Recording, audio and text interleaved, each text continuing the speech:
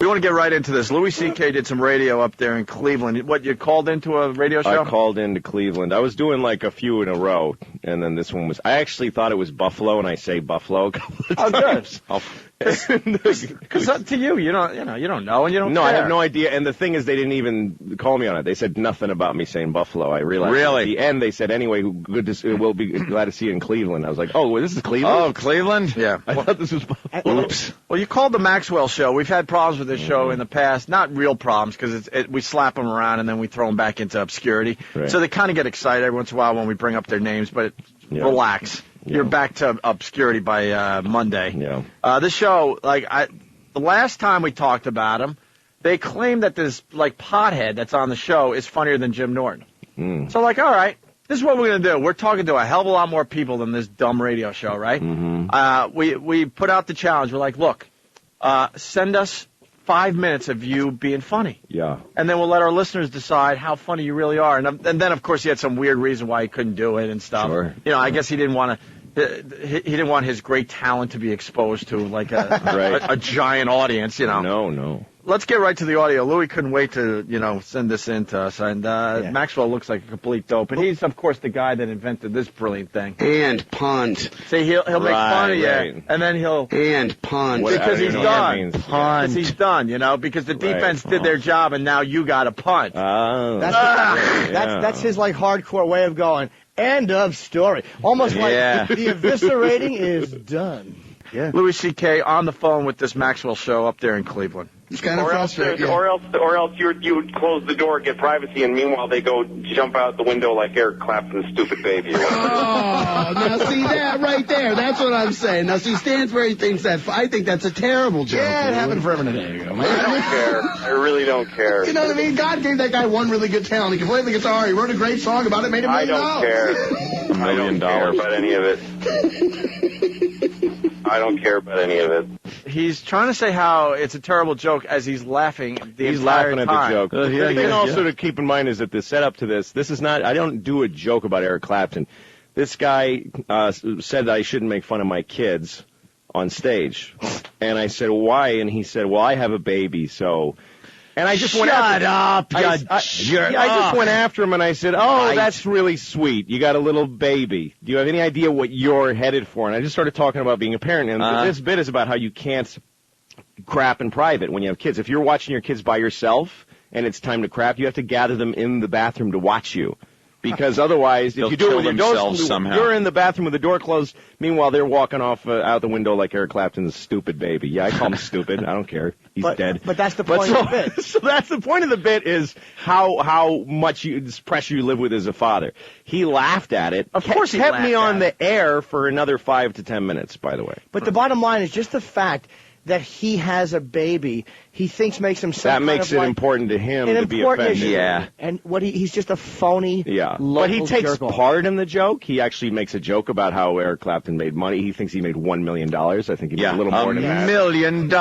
He's like Dr. Evil. $1 million. It's a lot of money to him. And then and he asked me for marital advice, and I gave it to him, and everyone laughed for another 5 to 10 minutes after I said that. And then they hung up, and the instant he hung up, he turned on me. Yeah, well, that's what most of these radio guys do. Just weirdly phony. We've had horrific... I would have been happy to field the comments on there. Yeah. And actually, he says to me there, you shouldn't have made that joke. What if you're... I don't know if you were going to play that, but he said...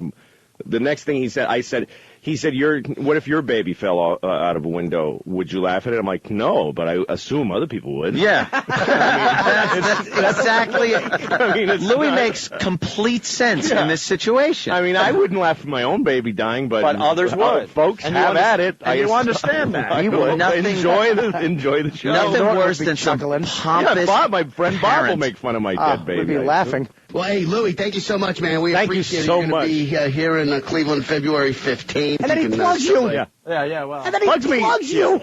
You know how many times we said, you know what, go F yourself, F your show. Yes. And just keep kicking you as you're trying to leave the studio. Yes. Okay, well, hey, Louis, thank you so much, man. We appreciate you going to be here in Cleveland February 15th. You can still buy a ticket. somebody told me this was Buffalo. This is horse. This is Cleveland? Yeah, Cleveland. Oh, I'm actually looking forward to that.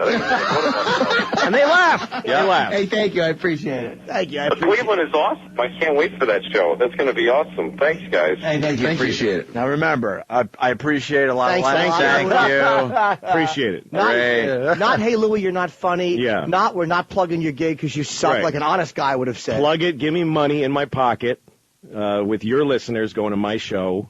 Yeah. Thank me. Tell me how much you appreciate it in this. All right, get ready. Here it comes. And this is where we exposed the little radio boy. Now Louie has hung up the phone. Coward. Had the chance to really go at it with Louie, which, by the way, would be great radio. Would have been awesome for his people show. aren't turning it off. No, of course not. They're gonna listen to every single word. By the way, no one brought this to our attention. You had to tell Sam, which means no one out there that Nobody's listens Even heard it. Even heard it. Yeah, it's Usually when one of you No guys one's listening. Usually when one of you guys gets in a situation, Somebody in your world. immediately. Yes. Yeah.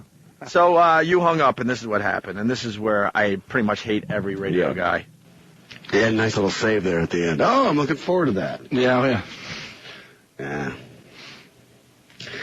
I gotta tell you, man, it's still The voice changes. I gotta tell you. Now it's time for my man cow impression. Yeah. Let me tell you something. You know what it is, too? Because he knows he has to go home and look at his stupid wife, and she'll probably go, why didn't you call him on the baby? I was looking at in our baby's eyes when he was saying that awful stuff, and it's your show, and you let him. I was so startled that I threw it out the window. I gotta tell you, the voice changes no more. Thank you, Louis. Hey, we'll see you. and punt. And punt. So listen how the voice changes from to his man cow impression. Yes. Yeah, nice little save there at the end. Oh, I'm looking forward to that. Yeah. I gotta tell you, man, it's still, though, at the end of the day, making fun of Eric Clapton's kid falling to his death is not funny. You laughed at it, ass. Yeah. I agree. Who's the broad? The Hole. Wait, they had a It's show just on called that The show? Hole. Yeah. It's just called The Hole. The showstopper. I agree. Who's the breaks? Who's the broad? You listen to your stupid PD. They said you need a woman to balance everything out, you dope. Ew. The woman on a radio show, which amounts to that big, greasy, sweaty hand on the locomotive brake handle, and sparks just fly out of the wheels. Luggage vaulted towards the front of the car. Yeah, that's what Ladies she with is. nice hats go screaming. So she added to this by saying, "I agree." That's terrific. You're getting paid way Cha-ching. too much, honey. You skirt. Yeah. But of course you agree, you silly, typical broad. Of course you do. Make some cookies and serve them to Fatso with apnea. I have a baby. Do you? I gotta tell you. I gotta say. Now that it's safe in here, I gotta really tell you what's going on. I don't necessarily think you even have to be in the situation. I think a kid falling to his death is not funny out of a window. Just like puddle of AIDS jokes aren't funny. I don't think. Listen to me. Oh, little shot that's Jimmy. Hey, what is that about? But listen to the rest of that, because there's something really absurd about it. Listen right for a second. Puddle of AIDS jokes aren't funny. I don't think. Listen to me. Do you have to have AIDS to know that AIDS jokes aren't funny? No. Wait, keep on. So what's the difference? Well, puddle of AIDS, funny. No, puddles of AIDS are not funny. All right, stop there. Puddles of AIDS don't exist. They don't exist. Puddles of AIDS are not funny. When I'm walking to work and I see puddles of AIDS, that's not funny to me. They don't exist, you silly radio boy. What an ass. You silly local car salesman. They And don't exist. if you understood humor, that's what is funny, where you invented a puddle of AIDS. You dope. Puddle of AIDS does exist if a gay couple's baby falls out a window. See, now I just got to put them both together like that. Baby falling in puddles of AIDS. I love the way No, it's too far. I love the way puddles of AIDS is immediately associated. Everybody knew Jim Norton. Yeah. Yes, exactly. I know, but my line, you're associated. Puddle of AIDS, He doesn't Jim like Norton. me. And the problem is, not only do I not like him, but I don't respect him in a comedic sense at all. No, of course not. That's the worst, is I don't respect him comedically. Yeah. A puddle of AIDS is a non-existent thing. Yes. Silly boy. Yeah. Silly radio boy who didn't. You're taking the darkest, worst most sort of vilified disease of our time and making a puddle of it. Yes. There's nothing funnier than that in the world. Someone to in slip the world. In it. Like to not only say like there's a puddle of age, put a rope around it. I hope you have a wacky slip of the foot and fall in it and go, oh my God, I'm in a puddle of AIDS. Yes. It's a banana peel and wipe joke. it out of your eyes like a Three Stooges person. Yeah. Oh, hold on. And punned. You know, it's just not funny. And punned. Not funny. Not funny. Not kids falling in the window. I just not funny. Not funny.